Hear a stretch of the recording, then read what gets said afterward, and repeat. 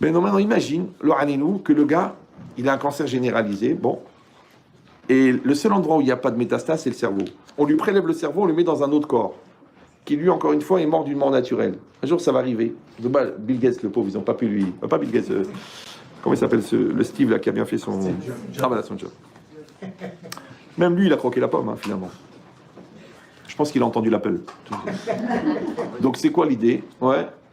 C'est que le gars... Maintenant, lui, c'est un raciste. Raciste, blanc, raciste. Ouais. Et le seul corps qui était compatible, c'était un corps un noir, un antillais. Le pauvre, il est mort. Là, il a quitté ce monde. Donc, on lui a pris ça. On lui a pris ça, son cerveau à celui-là, du raciste, on l'a mis dans le corps du noir. Il se réveille, il voit qu'il a un corps de noir. Et lui, il est raciste. Donc, il se met devant la glace, il dit, quoi, c'est pas possible. Déjà, il veut se mettre un coup de boule, déjà. Ouais. Il attrape le docteur, il lui dit, mais vous êtes un malade, vous m'avez vu dans un corps de noir. Le médecin, il dit, estimez-vous heureux, vous êtes antillais. D'accord. Donc, c'est quoi l'idée? Ouais. Maintenant, encore une fois, c'est son cerveau à lui, mais dans un autre corps. C'est la même personne ou c'est quelqu'un d'autre?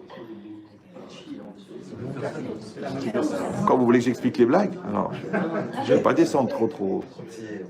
Ouais, donc c'est la même personne. C'est le même cerveau, mais dans un autre corps. C'est la même personne. Maintenant, imagine, même le cerveau, il est malade. D'accord? Qu'est-ce qu'on fait vite? Avant qu'il meure, on lui installe ici un lecteur de carte SD, on lui lit toute sa mémoire. Depuis la naissance jusqu'au matin de l'opération. On lui prélève. Bon, on n'a pas beaucoup vécu, le gars, il a 8 gigas. On lui prend et on lui réinjecte dans un corps qui était sain. Il se réveille avec la même mémoire. Il se rappelle la rue Montorgueil quand il avait 4 ans. Il se rappelle Oujda. Il se rappelle sa sœur, le numéro de portable de sa maîtresse. Il se rappelle de tout. D'accord? Mais attention, il a la même mémoire, mais il n'a plus le même cerveau et il n'a plus le même corps. Est-ce que c'est la même personne? Bah, Mais t'es qui, toi? T'es une mémoire. Comment tu t'appelles? Qui c'est ta femme? Tes enfants? T'es une mémoire. En fait, c'est la même personne, dans un autre corps. Ça va toujours? Super.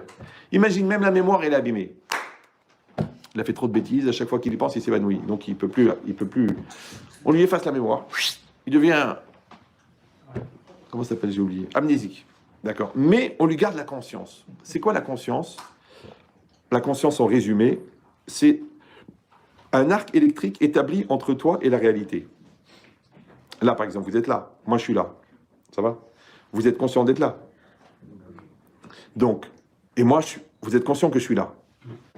Alors, en physique quantique, on dit une réalité n'existe qu'en fonction de la conscience que tu en as.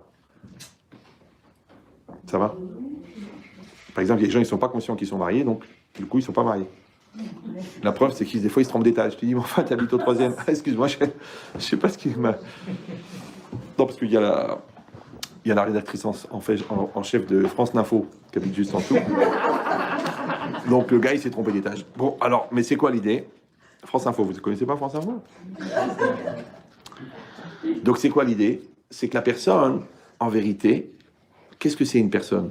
C'est ni un corps, ni un cerveau, ni une mémoire. C'est une conscience.